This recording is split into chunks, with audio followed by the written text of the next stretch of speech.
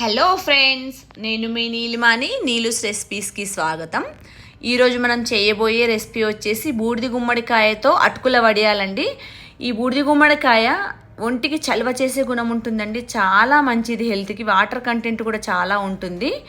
ఇది మనం సమ్మర్లో ఇలాంటి రెసిపీ చేసుకుంటే చాలా మంచిదండి. ఈ వడియాలని మనం సమ్మర్లో చేసుకోవడం వల్ల త్వరగా ఆరిపోతాయండి. 2-3 డేస్ టైం పడుతుంది. ఎండలు చాలా ఉన్నప్పుడు పెట్టుకుంటే మంచిదండి. ఇంత మంచి రెసిపీని ఇంకా లేట్ చేయకుండా చేసుకుందాం పదండి. ఇది గుమ్మడికాయ, ఇది మామూలు అంటే నాటు గుమ్మడికాయ అంటారు కదా, ఆ గుమ్మడికాయని ఇలా కట్ చేసి పెట్టుకున్నాను. దీన్ని ఇప్పుడు మనం చెక్కు తీసేసుకోవాలి. చెక్కు తీసి చిన్న ముక్కలుగా కట్ చేసుకోవాలండి. చేశాను నేను ఇలా చిన్న ముక్కలుగా చేసి పెట్టుకొని దాన్ని మిక్సీ పట్టుకోవాలి. ఈ ముక్కల్ని ఇలా మిక్సీలో వేసుకొని మిక్సీ పట్టుకుందాము. అంటే మరీ మెత్తగా కాకుండా మిక్సీ పట్టుకున్న గుజ్జు చూపిస్తాను చూడండి. ఇలా ఉండాలి. ఇదిగోండి, ఇలా అవ్వాలి. అక్కడక్కడ ఇలా ముక్కలు ముక్కలుగా, మరీ మెత్తగా చెయ్యొద్దు, ఇలా ఉండాలి. ఇంకా దీన్ని ఇప్పుడు మనం వడియాలు పెట్టుకుందాము. ఇందాక మనం మిక్సీ పట్టుకున్నాం కదా ఈ బూడిద గుమ్మడికాయ గుజ్జు, ఈ గుజ్జు ఇందులో వేసుకుంటున్నాను. ఇందులో వెల్లుల్లిపాయలు ఒక 50 గ్రామ్స్ వెల్లుల్లిపాయలు నేను దంచుకున్నానండి. కచ్చా పచ్చాగా దంచుకున్నాను, ఒక్క ముక్కగా ఇందులో వేసుకుంటున్నాను.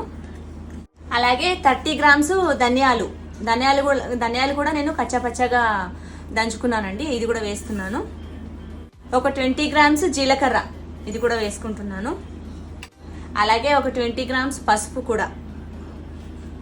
అలాగే ఒక కప్పు నువ్వులు వేసుకుంటున్నాను, తెల్ల నువ్వులండి. 1/2 కిలో అవుతాయి ఇవి. పచ్చిమిరపకాయల పేస్ట్ అండి, ఇది నేను మిక్సీ పట్టి పెట్టుకున్నాను. కొంచెం పసుపు వేసి ఉప్పు వేసి మిక్సీ పట్టుకున్నాను. ఇది వేసుకుంటున్నాను. ఇది సరిపడా వేసుకోవాలి, ఎవరి టేస్ట్ని బట్టి వాళ్ళు సరిపడా వేసుకోవాలి. ఈ పచ్చిమిరపకాయల పేస్ట్ ఒక 1/2 కిలో పచ్చిమిరపకాయలు మిక్సీ పట్టుకునేవి వేసుకోవాలండి. అలాగే ఒక 20 రూపీస్ కరివేపాకు, ఇంత అవుతుందండి. గుప్పెడు కరివేపాకుని ముక్కలుగా కట్ చేసుకొని వేసుకుంటున్నాను. ఈ గుమ్మడికాయ ముద్దలు అన్నీ వేసాం కదా, ఇవన్నీ కలిసేలాగా కలుపుకోవాలి. మంచిగా కలుపుకున్నాకనే మనం అటుకులు వేసుకుంటే కలుస్తాయండి. మంచిగా కలుపుకుందాము. ఇలా మొత్తం మంచిగా కలుపుకోవాలి ముద్ద అనేది. ఇంకా దీంట్లో ఇప్పుడు మనము ఉప్పు చెక్ చేసుకోండి. సరిపోకపోతే ఇప్పుడే కలుపుకోండి. మనం అటుకులు వేసినాక కలపడం చాలా కష్టం అవుతుంది. ఇలా ఉండగానే ఉప్పు చెక్ చేసుకొని సరిపోకపోతే ఉప్పు వేసుకోండి. నేను ఇప్పుడు అటుకులు వేస్తున్నాను. 1 కేజీ అటుకులు వేస్తున్నానండి. చూద్దాము, కలుపుకొని మళ్ళీ సరిపోకపోతే ఇంకా కొన్ని వేసుకుందాము. ఇవి లావటుకులే వేస్తున్నాను.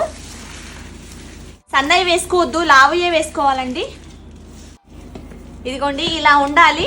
మనకి కన్సిస్టెన్సీ వచ్చేసి ఇలా ఉండాలి. మనము గుజ్జులో తడిచేలాగా, అటుకులు గుజ్జులో తడిచేలాగా ఉండాలి. ఇవి కొంచెం నానితే కొంచెం ముద్దలాగా అవుతాయి. ఇంకా మనం పెట్టుకోవడమే వడియాలు. ఇలా ఉండాలి. ఇలా ఒత్తుకుంటే ఇలా ముద్ద అవ్వాలి. ఇలా ఉండాలి. మరీ పొడి పొడిగా అయ్యేలా వేసుకోవద్దు లావటుకులు. ఈ వడియాలకి లావటుకులే బాగుంటాయండి. ఇంకా దీన్ని ఇప్పుడు మనం వడియాలు చేసుకుంటున్నాము. ఈ సైజు ముద్ద తీసుకొని ఇలా నొక్కుకోవాలండి. నొక్కుకొని మనం అరచేతిలో పెట్టుకొని ఇలా నొక్కుకోవాలి. ఇలా పెట్టుకోవాలండి.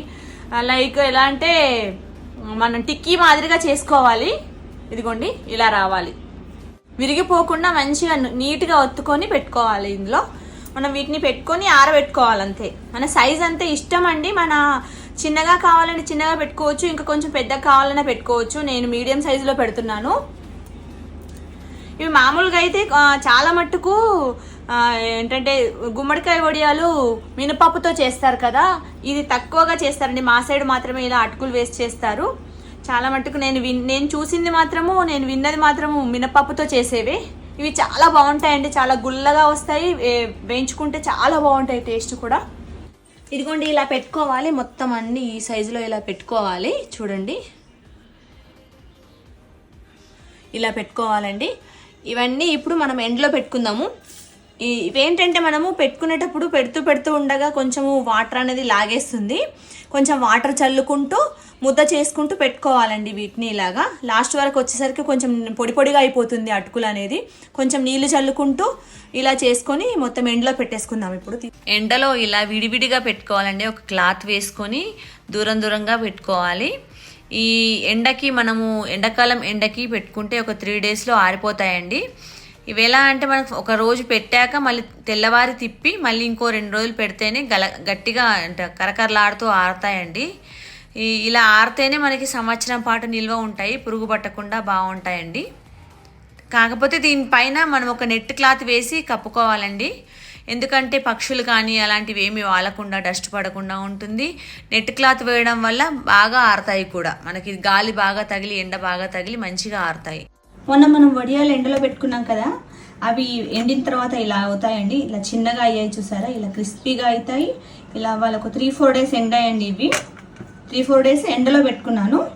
ఆయిల్ పెట్టుకున్నాను, వేడైందండి. బాగా వేడవ్వాలి. వేడయ్యాక మనం మీడియం ఫ్లేమ్లో పెట్టుకోవాలి, ఎక్కువ పెట్టుకోవద్దు. ఫ్లేమ్ అనేది మరీ ఎక్కువ పెట్టుకుంటే మాడిపోతాయి, లోపల ఫ్రై అవ్వండి. వేస్తున్నాను ఇప్పుడు వడియాలు, ఎండిపోయిన వడియాలు. అటుకులు కదా ఫాస్ట్గానే వేగుతాయి చూడండి. ఇలా అవ్వాలి, ఈ కలర్లోకి రావాలి, మాడబెట్టుకోకూడదు. చూడండి వడియాలు ఇలా క్రిస్పీగా ఉంటాయి చూడండి, ఈ కలర్లోకి తీసుకోవాలి. ఎంత బాగున్నాయో ఇవి. గుమ్మడికాయ అటుకులతో వడియాలండి. చూపిస్తాను, విరిచి చూపిస్తాను ఎంత బాగుంటాయి అనేది.